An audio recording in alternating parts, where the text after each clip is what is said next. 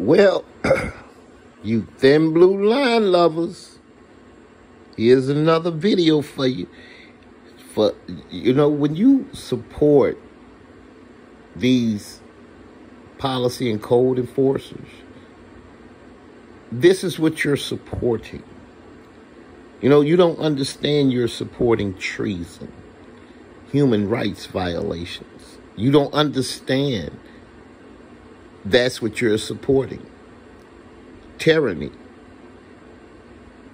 Tyranny. Plain and simple. That's exactly what you're supporting. You have been stopped for... I got it. For a reason. You've got my driver's license, and we're done. Aaron, do what you got to do. We're good.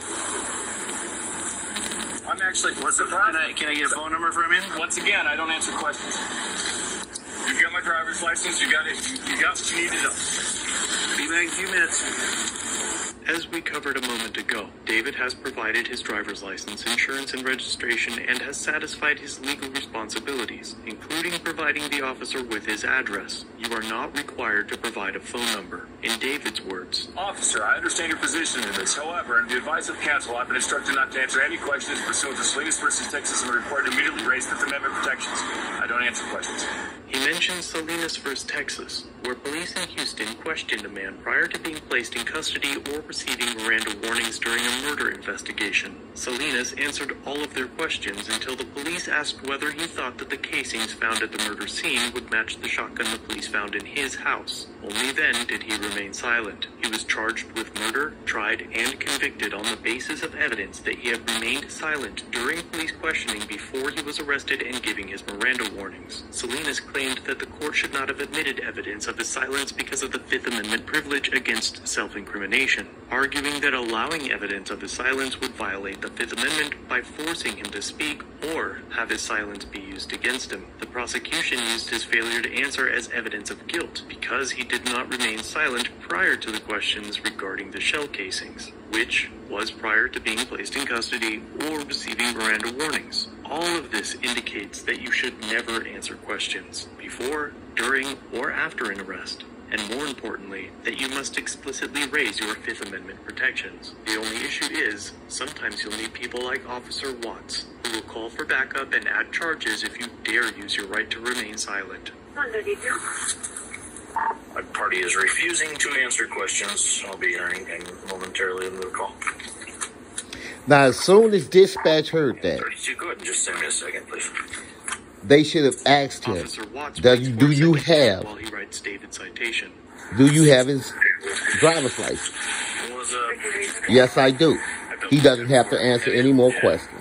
Well, he's not wanting to give me any answers, so I'll probably hit him with some obstruction, including expired plate. Send him to court and let them work with it. You heard that right. Obstructing for not answering questions. Alright.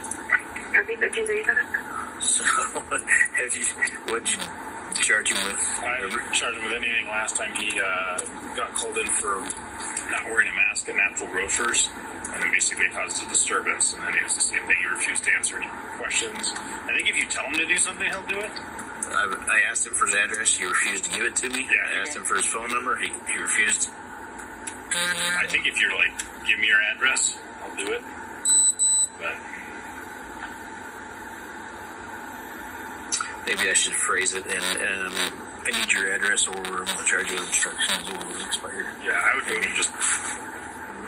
But you have his driver's license. He says no, then... You have his driver's license. Yeah, so you have his address.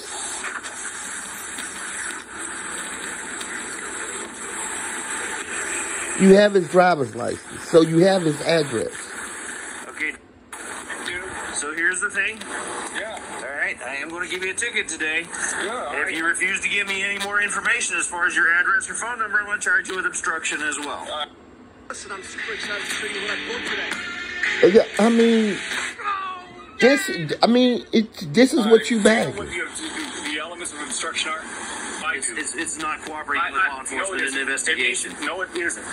I'll tell you what the elements are. The elements are is there have to be 3 people. We need your address. All right. That's That's fine. You have good day. I'll be with you in a minute.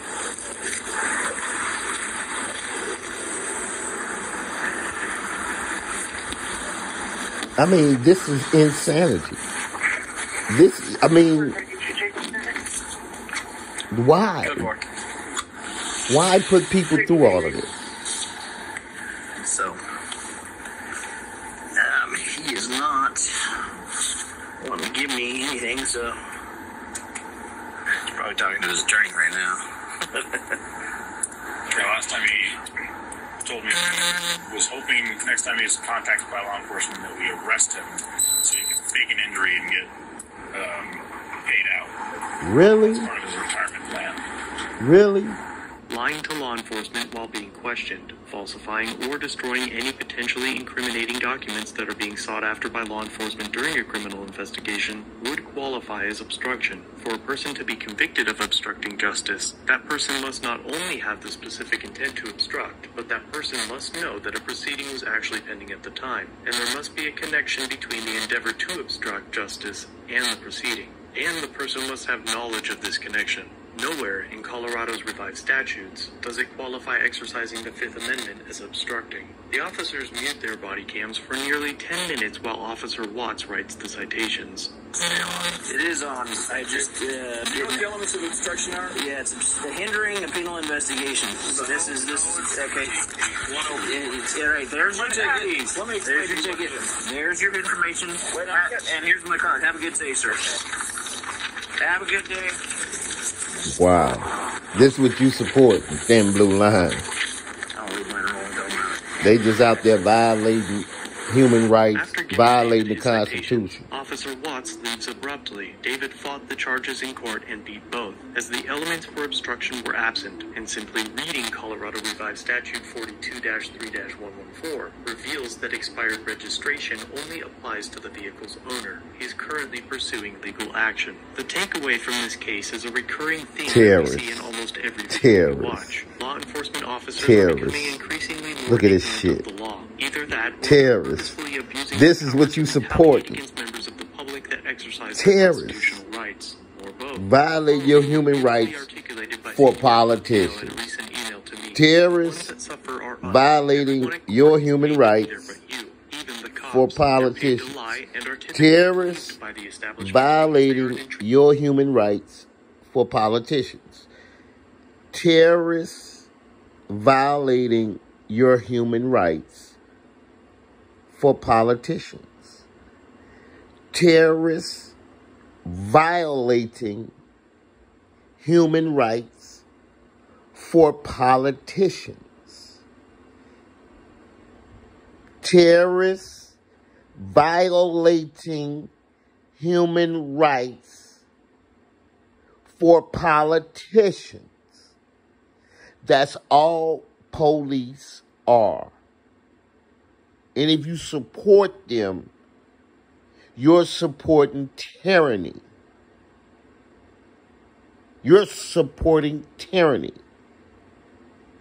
Treasonous thin blue line lovers.